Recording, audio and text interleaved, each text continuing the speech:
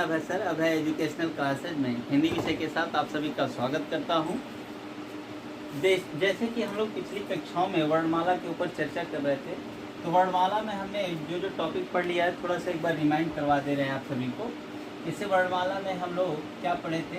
स्वर के बारे में पढ़े थे, व्यंजन के बारे में पढ़े थे, अयोगवाह के बारे में पढ़े थे।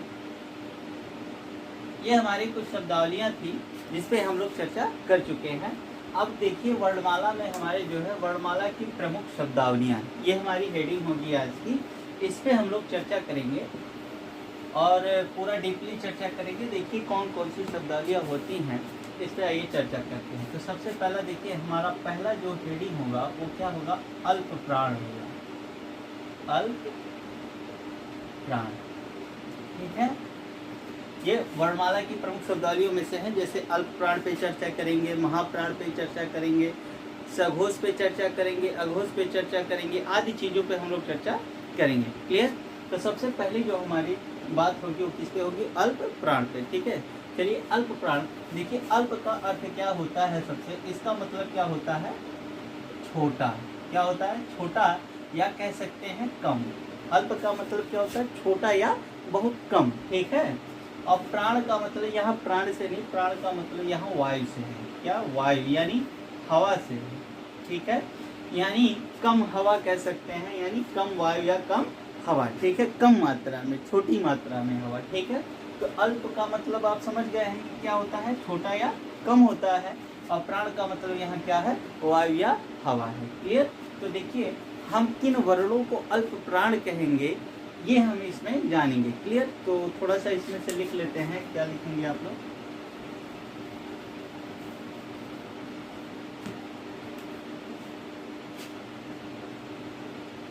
जिन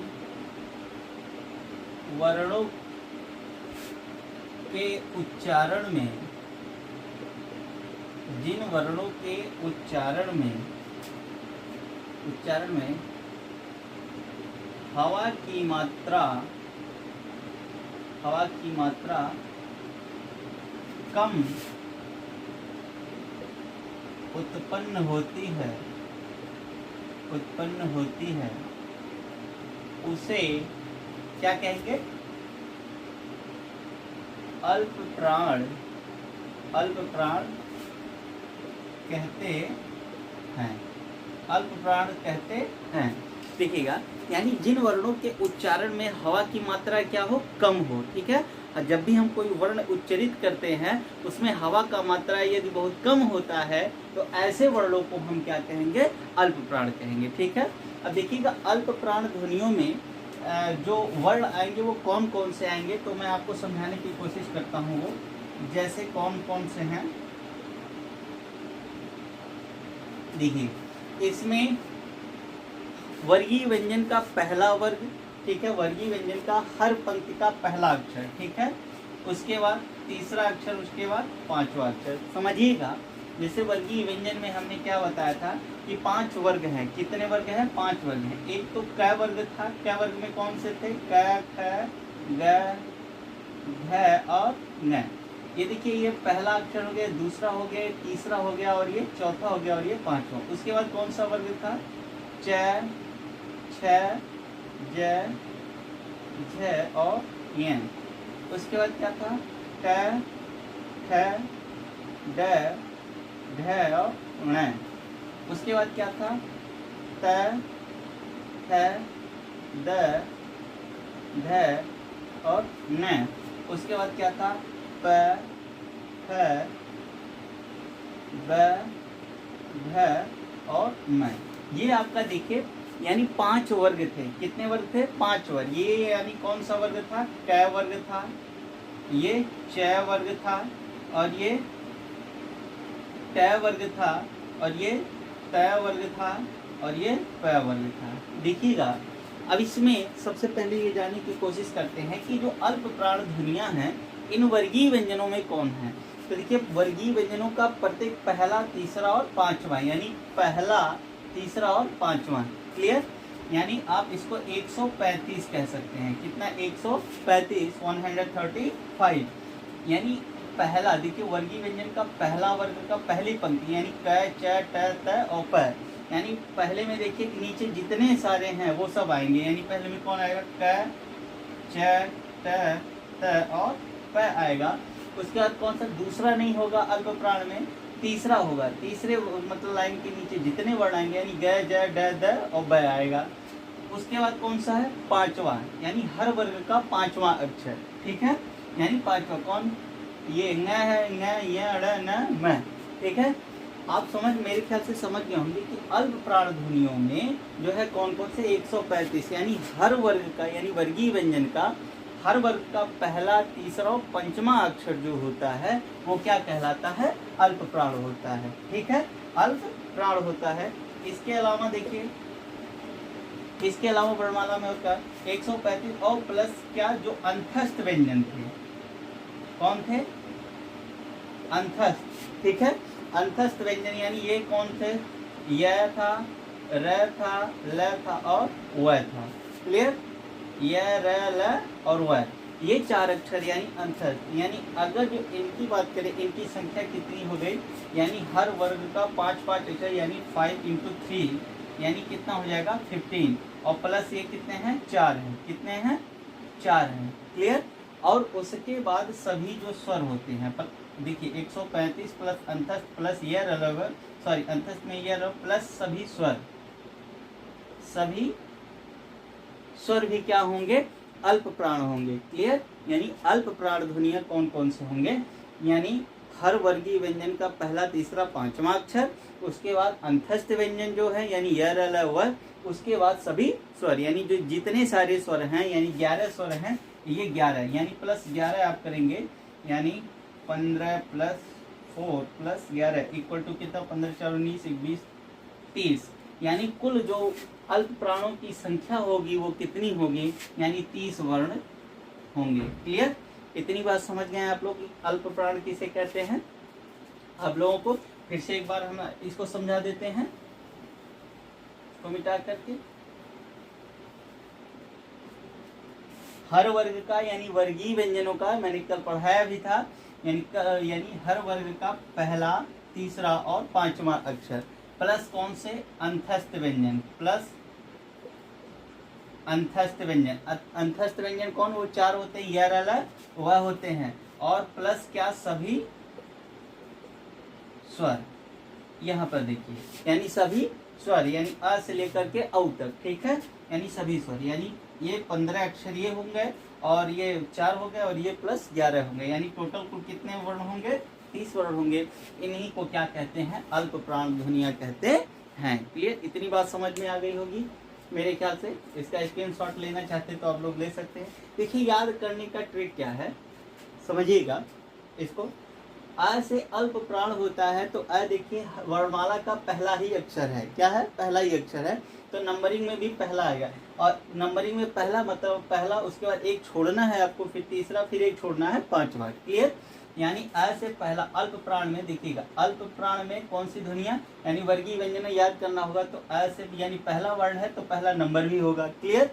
ये आपका ट्रिक है, तो पहला नंबर याद कर लीजिएगा। प्लस अ से अल्प प्राण, अ से अंतस्थ है, सेम चीज है जिसमें अंतस्थ व्यंजन होंगे। उसके बाद क्या है? सभी स्वर, सभी स्वर को तो याद ही कर सकते हैं। ठीक है, यानी अ से पहला से स्टार्ट होगा, फिर अ से अंतस्थ होगा, फिर क्या? सभी स्वर। ये आप लोग याद कर लीजिएगा। ठीक है, चलिए इसका स्क्रीनशॉट ले सकते हैं आप लोग। अब आगे चर्चा करते हैं। हमारा जो दूसरा हेडिंग होगा वो क्या होगा? महाप्राण ध्वनि। ठीक है, महाप्राण ध्वनि, इस पे चर्चा करते हैं।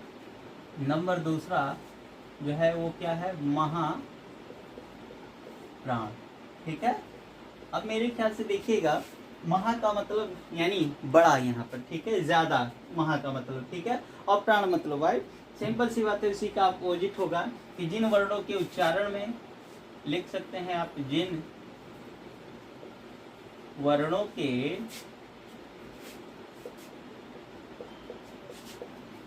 उच्चारण में हवा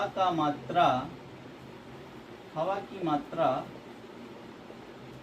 ज्यादा उत्पन्न होता है, ज्यादा उत्पन्न होता है उसे महाप्राण कहते हैं, उसे महाप्राण कहते हैं। इसको समझिएगा कि क्या होता है महाप्राण। ठीक है, अभी तक हम क्या देखे कि अल्प प्राण। अब बचे कौन है, देखिए वर्गीय व्यंजन में हमने क्या बताया था। अभी अल्प प्राण में आप लोग क्या देखे थे कि 135 होता है, तो 135 यानी 5 वर्ड होते हैं, इनके बचा क्या 135 में, यानी दूसरा बचा चौथा बचा। क्लियर। तो महाप्राण में क्या होगा, जैसे कौन कौन से ध्वनि होंगे। अब 135 तो निकल गया, बचा कौन सा, दूसरा और चौथा। क्लियर, दूसरा और चौथा यानी 24, यानी 24 से आप याद कर लीजिएगा 24। ठीक है, और प्लस कौन सा बचा है देखिएगा, वर्ण व्यंजन में देखिए वर्णमाला में क्या सभी स्वर थे, पहला तीसरा पांचवा था, तो इसमें दूसरा और चौथा हो गया, यानी वर्गीय व्यंजन का मामला खत्म। और उसके बाद क्या था, वर्गीय व्यंजन था, उसके बाद अंतस्थ। अंतस्थ आपका अल्प प्राण में था तो अंतस्थ होगा नहीं। उसके बाद कौन सा था, उष्मीय व्यंजन। कौन था, उष्मीय व्यंजन, यानी उष्म या उष्मीय कह सकते हैं आप,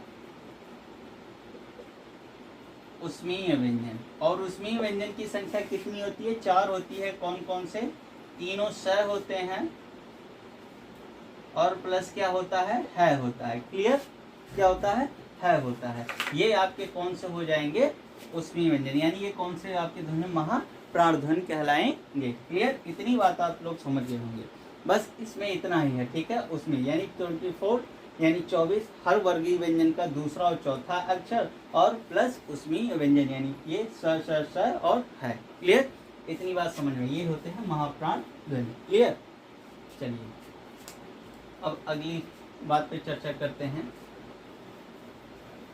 इसको मिटाते हैं। और इसके बाद हम जो चर्चा करेंगे वो किस पे हम करेंगे, अघोष पर। किस पे करेंगे, अघोष पर। क्लियर, चलिए तीसरा जो है हमारा वो क्या है, अघोष। ठीक है, अघोष। अब यहाँ देखिएगा, अ का मतलब क्या होता है, नहीं। इस अ का अर्थ क्या होता है, अघोष मतलब क्या होता है, आवाज। क्या होता है, आवाज होता है। क्लियर, एक मिनट, तार फंसा, आवाज। तो अभी आप क्या देखे हैं कि अघोष, अ का मतलब क्या होता है, नहीं। अघोष का मतलब क्या होता है, आवाज। क्या होता है, आवाज। अब देखिए, जिसमें यानी हम कह सकते हैं कि जिन वर्णों के उच्चारण में मुख से हवा की मात्रा ज्यादा उत्पन्न हो, यानी आवाज कम हो, आवाज क्या हो, कम हो, और हवा ज्यादा हो, तो उसमें क्या, उसको क्या कहेंगे, अघोष कह देंगे। क्या कहेंगे, अघोष कहेंगे। क्लियर, इतनी बात आप लोग लिख सकते हैं कि देखिएगा कि जिन वर्णों के उच्चारण में, इसको मिटाइए,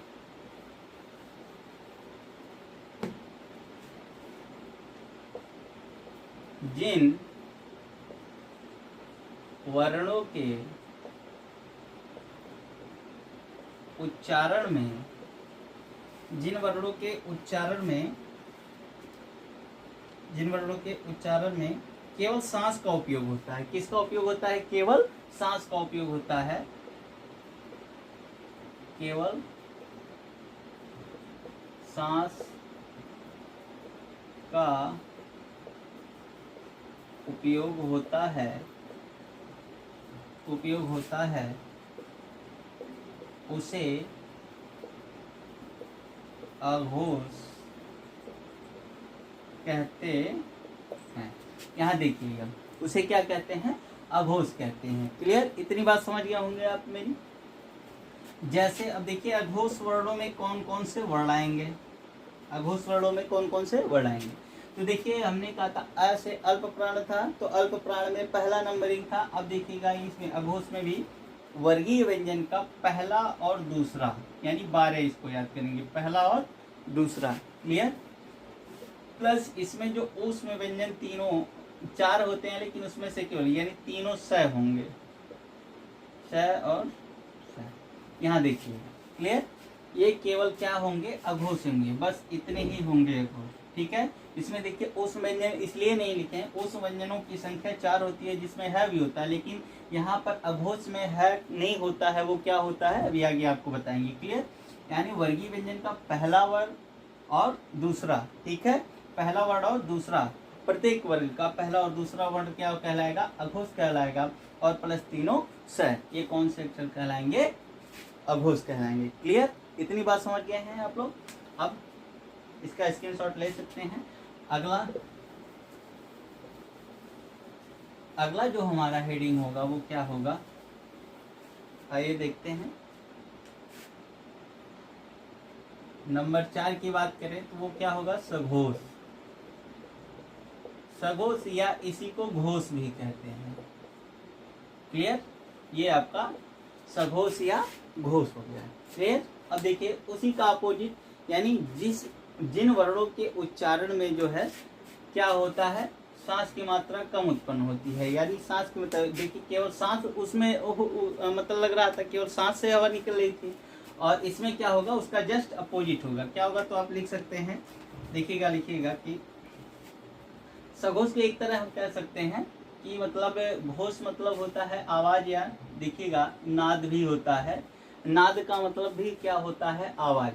इसका घोष का मतलब समझिएगा, जब हमारी जो स्वर तंत्रियां होती हैं, जैसे कहने का मतलब जब इन वर्णों को हम उच्चारित करते हैं तो जो हमारी स्वर तंत्रियां उनमें क्या होता है, एक झनकार उत्पन्न होता है, एक वाइब्रेशन, मतलब झनकार आप कह सकते हैं, वाइब्रेट होता है, कंपन होता है। तो ऐसी ध्वनियों को हम क्या कहेंगे, सघोष या घोष वर्ण कहेंगे। क्लियर। तो इसमें लिख लीजिएगा कि जिन वर्णों के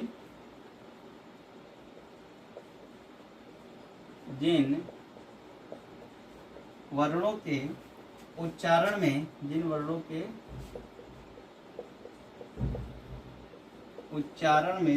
के उच्चारण में हमारी स्वर तंत्रियां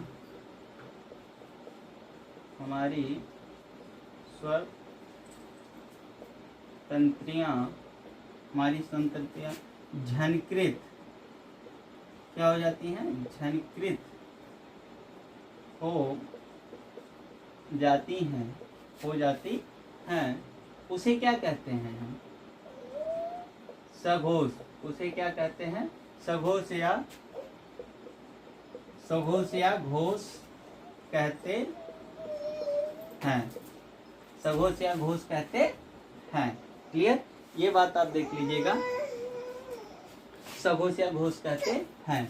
अब इनमें देखिएगा जैसे कौन कौन से वर्ण आएंगे ये ध्यान दीजिएगा, ठीक है, कौन कौन से वर्ण आएंगे ये ध्यान दीजिएगा, सघोष या घोष में। क्लियर। इनमें जो वर्ण आएंगे आपका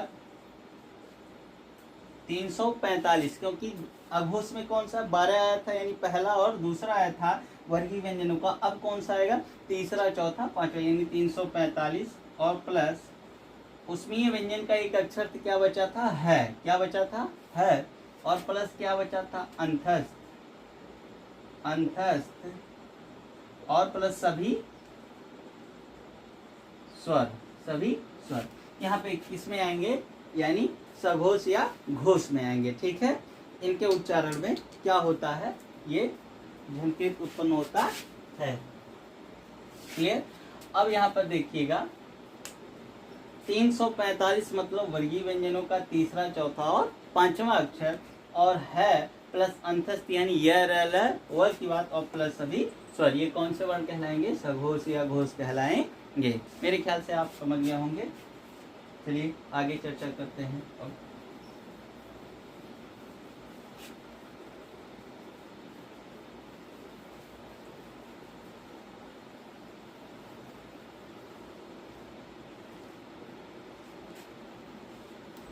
अब देखिएगा वर्णमाला की प्रमुख शब्दावलियों में कुछ और टॉपिक पे भी चर्चा कर लेते हैं। जैसे हमारा क्या है कि अनुस्वार, इस पे बात करेंगे, अनुस्वार पे बात करेंगे।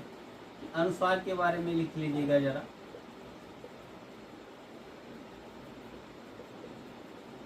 अनुस्वार, ठीक है। इसमें क्या लिखेंगे आप लोग, लिखिएगा कि जब वह की मात्रा, अनुस्वार का देखिए सिंबल क्या होता है, हमने बताया था आपको कि इसका जो सिंबल होता है वो बिल्कुल ऐसे होता है, ठीक है, ऐसे होता है अनुस्वार को। तो लिखिएगा कि जब वायु की मात्रा नाक से अधिक, जब वायु की मात्रा नाक से अधिक निकलती है, नाक से अधिक और मुख से कम, नाक से अधिक मुख से कम निकलती है, तो उसे अनुस्वार कहते हैं। क्लियर? यानी उसे क्या कहते हैं? अनुस्वार। यानी यहाँ पर देखिएगा कि जब वायु की मात्रा नाक से क्या होती है? ज्यादा। जैसे अब जैसे देखिएगा, इसके उदाहरण ले लीजिए इसको उच्चारण करके। जैसे मान लीजिए आपने लिखा अंक, क्या लिखा? अंक। आपने लिखा नंदन, क्या लिखा? नंदन। आपने लिखा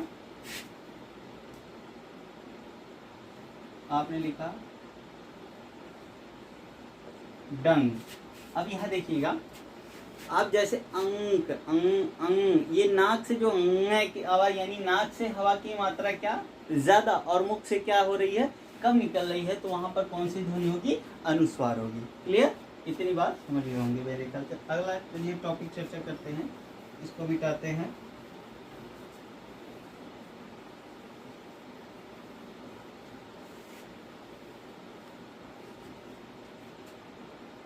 अनुनासिक। अनुनासिक, देखिए अनुनासिक को हम किससे डिनोट करते हैं? चंद्र बिंदु से। इसी को क्या कहते हैं? चंद्र बिंदु भी कहते हैं। अब इसमें देखिएगा क्या लिखेंगे कि जब